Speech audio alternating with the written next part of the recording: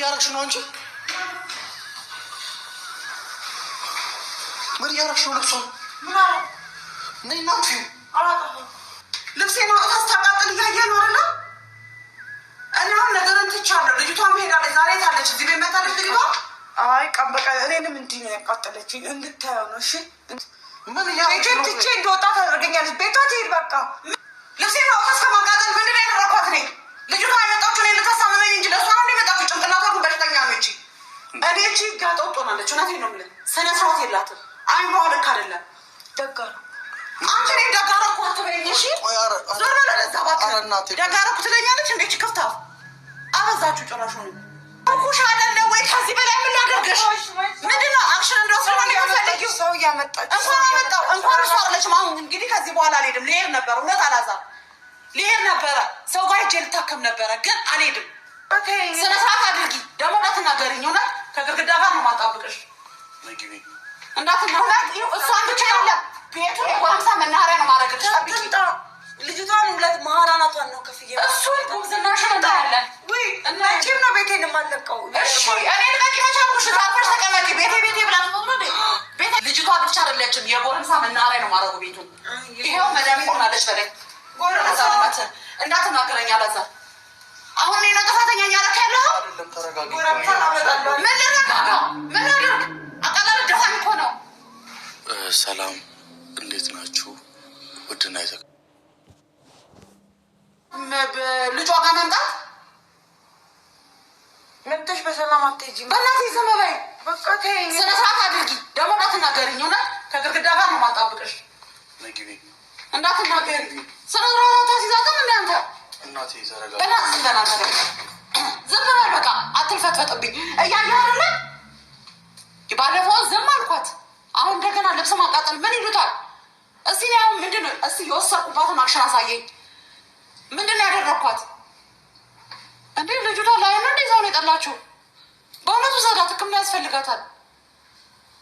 ትቻት ነበረ ትቻት ማለት ነው። ልጅቷ ዛሬ አልመጣችም። አትምጪ ብያት ማለት ነው።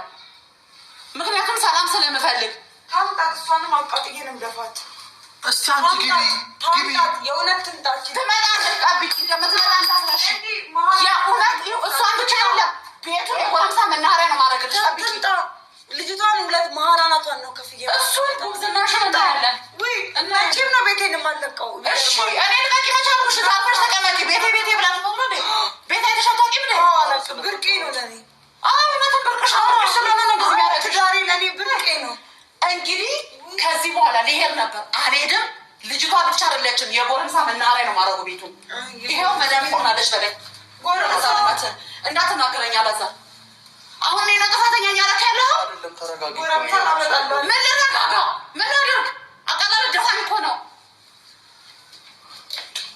እንዴ? ሲታውሽማ አትታዊ ነገረኛ ነኝ። ልሁን ችግር የለውም። ምን ችግር አለው? ስታፍሽን ዝጊ አንቺ። እኔ ምን አልኩኝ? እሷ አንቺ ሆነ ታውቃለች።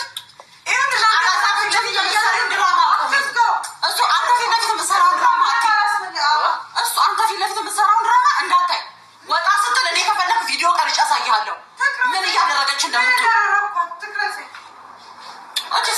ምንም ያደረኩት አንተ ጋር ሚያነኝ በሷ አንተ ብሳት አሳየዋለሁ። ሲሸመር እኔ ቤት መቀመጥና እሺ አሳየዋለሁ። ቤት ተቀመጭ ነው በጣም እንጂ ነገረኛ። እሺ አስተዳደር ነው ያደረገችው።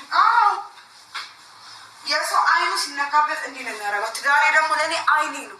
ይገርምሻል። አንቺ ለሻይ ደርሽኝ፣ ግን ደግሞ ለእኔ ትዳሬ ነው። በጣም ተሳሳ። አማትና ምራት ካልተከባበሩ ከባድ ነው። ምክንያቱም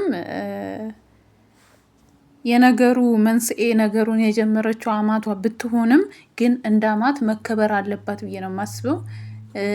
ምራትም እንደ ልጅ ሚስትነቷ መከበር አለባት፣ ቦታ ላይ መከበር አለባት ብዬ ነው የማስበው።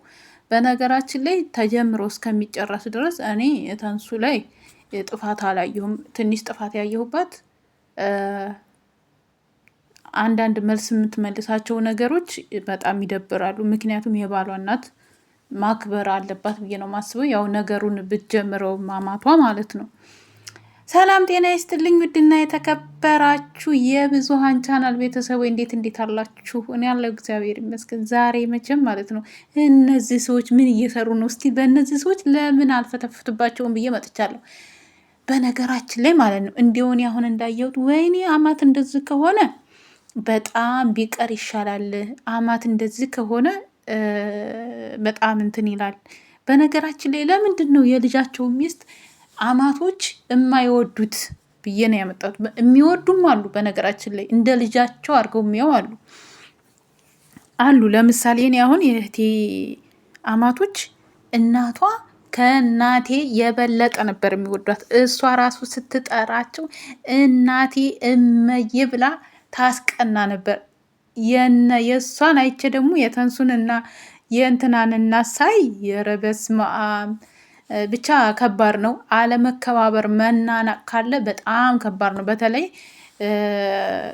ከመጀመሪያው ጀምሮ ነገሩን የጀመረችው ያላዛር እናት ናት። ጥፋቱ ያለው ያላዛር እናት ጋ ነው። በቀደም ራሱ አልሄድም ብላ እንደዛ ሆና እንደገና ልጅቷ ካልታረቅን ለእኔ ጥሩ አይደለም፣ እኔ የሆነ ነገር ብትሆን ታሳስረኛለች ብላ ነው የመጣችው። አንድ ክፍል ብሎ ስጡኝ ብላ ነው የመጣችው።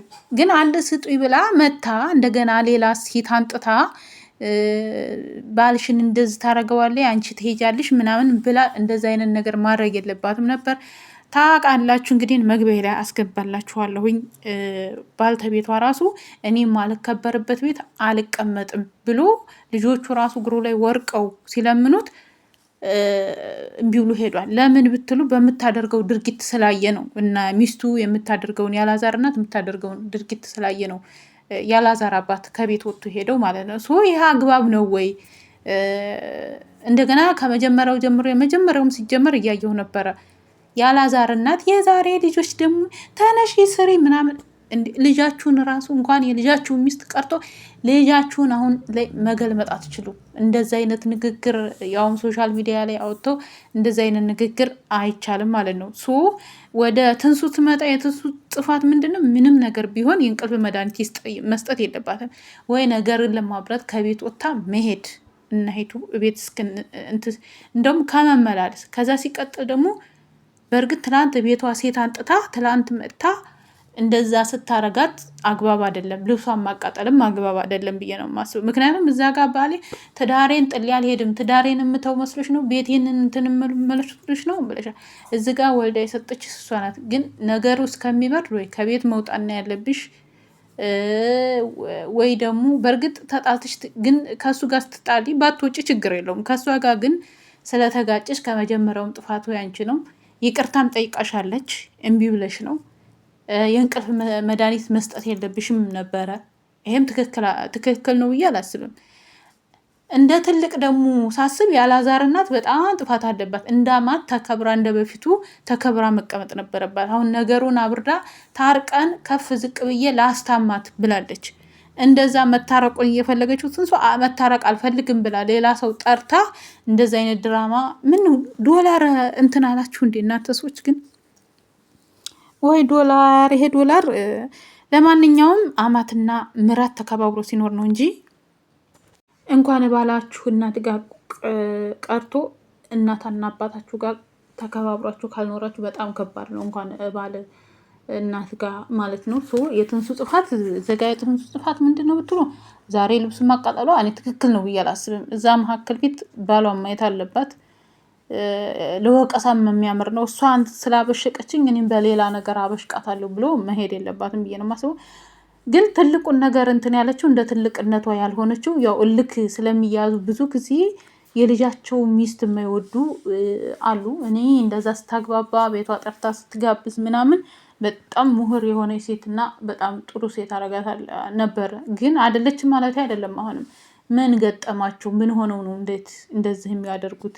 ማለት ቢያንስ ያላዛር እናት ነገሩን ተወት ታረቀሳ ገና ልጅም ልትሆን ትችላለች። ደግሞ ግን የባሏን እናት ማክበር አለባት ብዬ ነው የማስበው።